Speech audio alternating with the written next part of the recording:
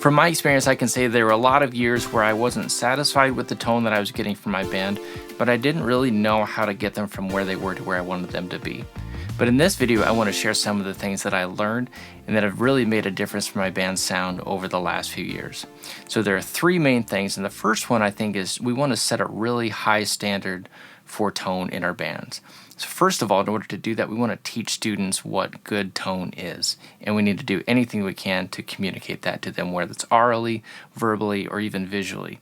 And visually, what you could do is show them a video that I made specifically for your students that shows them what good tone looks like, and really what it's pointing to are what are harmonics and what role do they play in our tone. And so when they see that, they're going to have a connection with what tone looks like. And that way, when you communicate verbally what you want, whether you want a rich tone or a resonant tone or a vibrant tone, they'll know that what you're after is more harmonics. And so you can take the steps to get better tone that way. Orally, what we can do is we can certainly play good recordings for our kids. That's always a good option. But one of the things that's made a big difference for me is using the harmony director and just having our students match the timbre coming from the sounds that keyboard makes has been really helpful. So that's one thing we do is teach students what good tone is.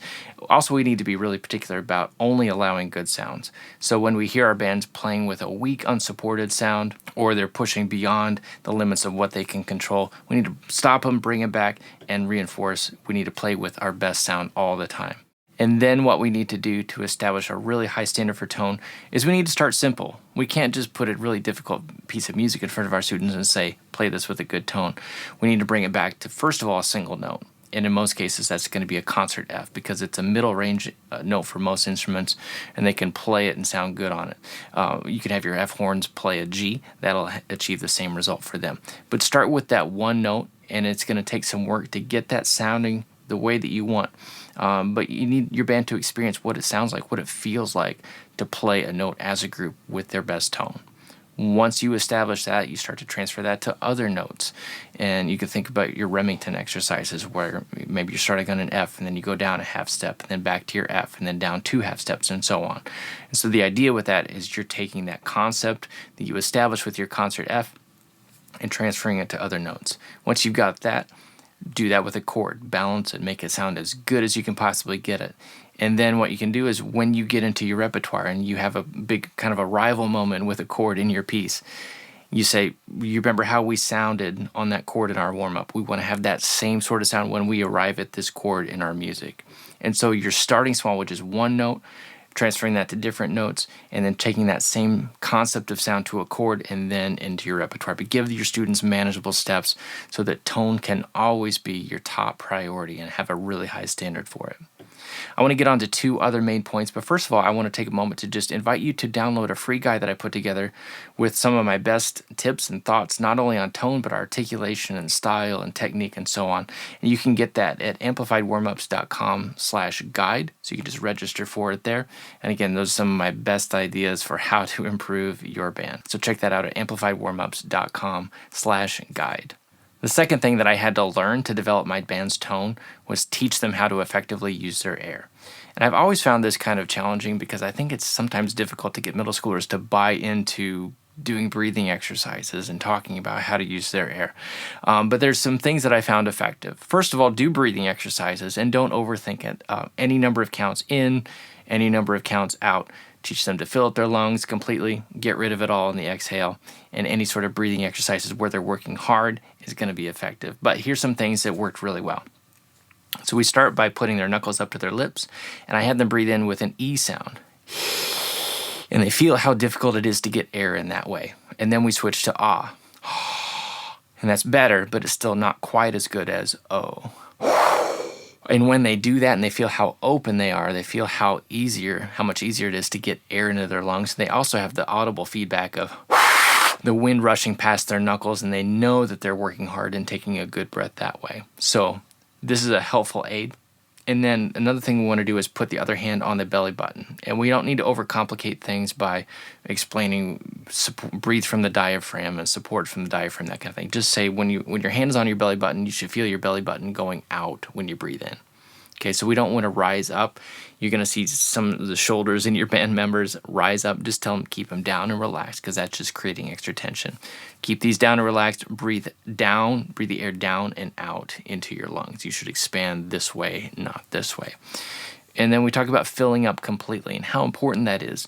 And it's important for different reasons. If you play low brass or if you play flute, you need a large quantity of air to play your instrument. So you definitely need to fill up your lungs.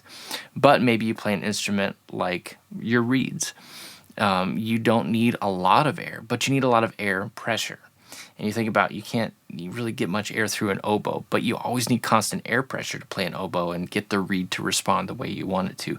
The best way to do that is to start with full lungs, and then you've got the air pressure that you need.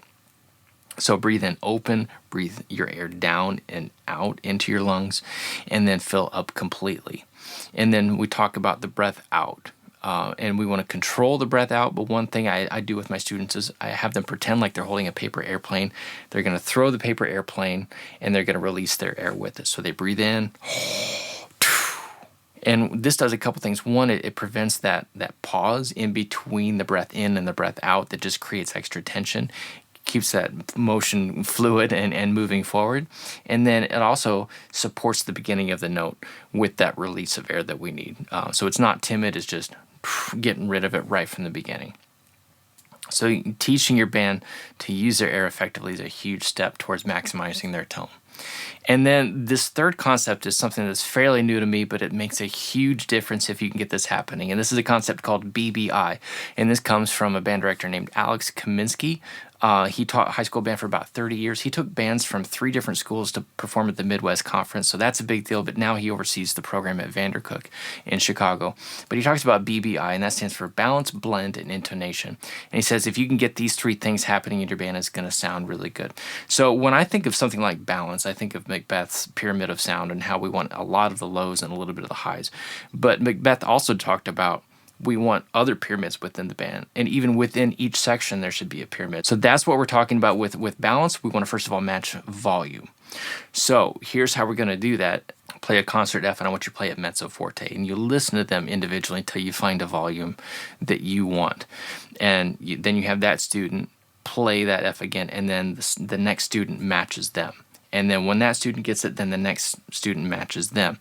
And what I found with working with this is it's not so much about getting players to play softer down to matching the level of others. It's getting everybody to play up most of the time, especially as you get down toward the bottom of your section.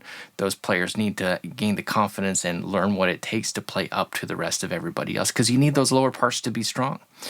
And so once you can get everybody playing the same volume, it's really kind of a miracle how much better your section is going to sound. Instead of just relying on your top players. And I'm sure your band is set up just like mine is. You put your best players on first part because that's what it takes. But you really need those bottom end players playing out strong too. And if we can develop them, it's just going to make our band's tone sound so much better. And then once we get the balance by matching volume, we're going to blend by matching our tone. And so you can go through the same process, find that tone within the section that you want others to model, and then you hear them individually and try to match that. And here's where you're going to hear all the individual things that students might need to work on, whether it's supporting with more air, maybe it's making an embouchure adjustment by adjusting tongue level or more space between their teeth. Maybe it's an equipment issue, like they need better reeds, or maybe they'd benefit from an upgraded mouthpiece, that kind of thing. But get those tones as blended as you can.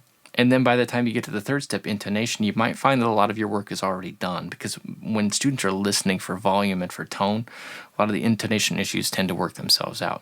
But make those final adjustments with intonation. If you can get these 3 things happening within each section and then within the band, it's a lot of work to get to this point, but once you do, I'm still not there yet, but once you do, you've arrived. You've maximized the tone in your band, and you're going to be sounding really good, and you can apply that to whatever you're playing. But set a really high standard for tone in your band. Lead your band through the steps to get to where you want to be. Work on it consistently, and your band's going to be sounding so much better. So again, I hope you'll check out amplifiedwarmups.com/guide. Thanks so much for watching. I'll see you soon.